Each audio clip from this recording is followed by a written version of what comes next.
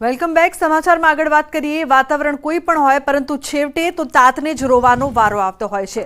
આ વખતે ભર ઉનાળામાં પણ વાતાવરણ પલટો અને છેવટે અંગ દઝાડનાર ગરમીએ ખેડૂતોના પાકને પારાવાર નુકસાન પહોંચાડ્યું છે। ત્યારે સાબરકાંઠામાં પણ આકરી ગરમીના કારણે ખેડૂતોનો પાક બળી ગયો છે, જેને લઈને શાકભાજીના ભાવ આસમાને પહોંચ્યા છે। એક તરફ પાકમાં ઓછું ઉત્પાદન અને બીજી તરફ મોંઘા ભાવના બિયારણ, ખાતર, મજૂરી અને બજાર સુધી પાક લઈ જવાના ભાડામાં કોઈ જાતનો ઘટાડો ન થયો હોવાથી ખેડૂતોની પરિસ્થિતિ ખરાબ થઈ ગઈ છે। જો કે હજુ પણ ગરમી વધે અને વરસાદ મોડો પડે તો શાકભાજીના ભાવમાં આનાથી પણ વધારો આવી શકે તેમ છે।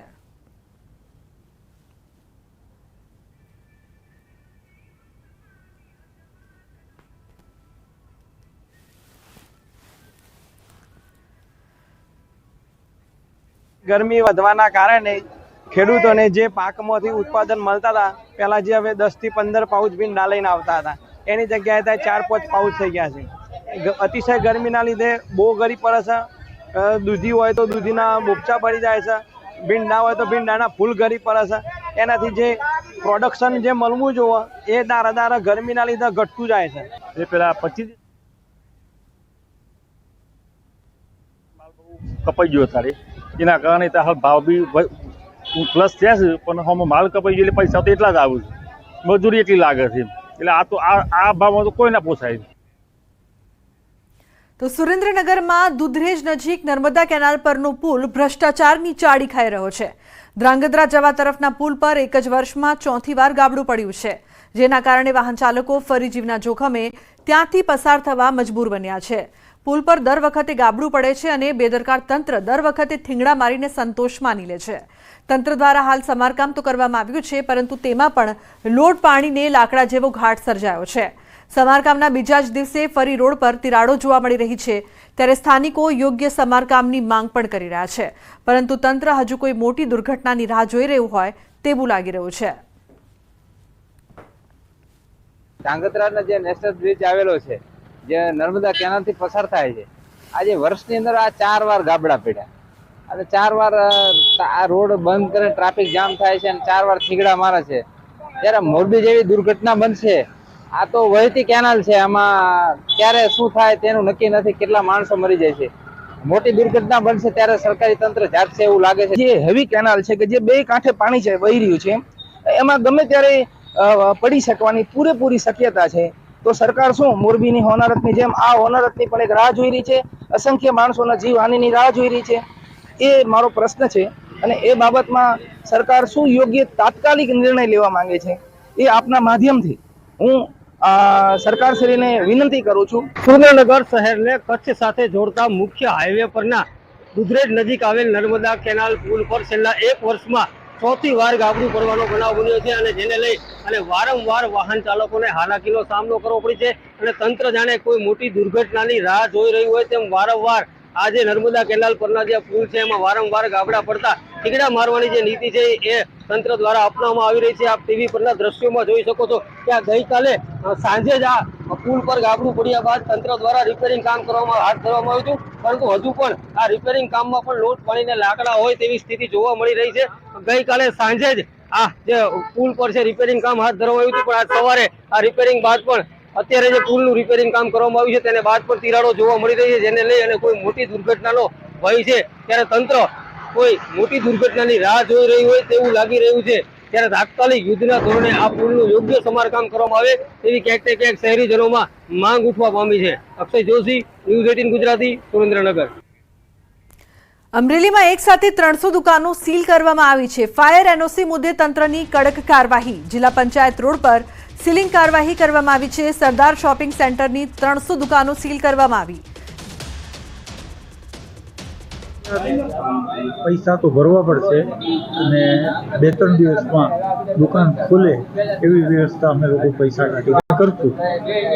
ખરેખર આ શોપિંગ સેન્ટરની વ્યવસ્થા માર્કેટિંગ યાર્ડ કરે છે, એને સંપૂર્ણ વ્યવસ્થા કરી અને દુકાનો એલર્ટ કરવી જોઈએ, પણ એ નથી કર્યું અને એ લોકો પોતાની જવાબદારીમાંથી છૂટી જવા માંગે અને જુદા જુદા ભાડૂતો હોય, જુદા જુદા માલિકો એની ઉપર ઢોળી દીધું। 2-3 દિવસ થયા અમારા ધંધા રોજગાર બંધ છે અને ખરેખર તો આ જે ફાયર સેફટીનો મુદ્દો છે તો એ માર્કેટિંગ યાર્ડને શોપિંગ બનાવતા સમયે જ આનું વ્યવસ્થા કરી અને એનઓસી લઈ અને ત્યારબાદ દુકાન સોંપવી જોઈએ. દરેક માળમાં 100 દુકાન અને ચોથા માળ પર પણ 50 દુકાન આવેલી છે. 350 દુકાનનું આ શોપિંગ સેન્ટર છે.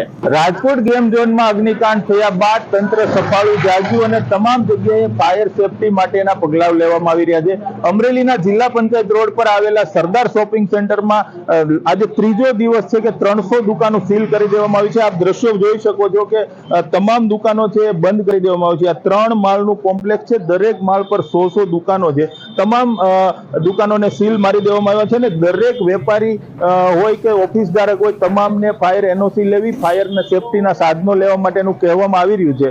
અત્યારે હજુ પણ વેપારીઓ છે પૈસા એકઠા કરી રહ્યા છે ને તમામ લોકો એક સાથે પૈસા ભરે ત્યારે જ આ શોપિંગ સેન્ટર ખુલે તેવું વેપારીઓ કહી રહ્યા છે. રાજન ગઢિયા, ન્યૂઝ 18 ગુજરાતી, અમરેલી. તો બુલેટિનમાં હાલ બસ આટલું જ. તમામ મહત્વપૂર્ણ સમાચાર માટે આપ જોતા રહો ન્યૂઝ 18 ગુજરાતી. નમસ્કાર.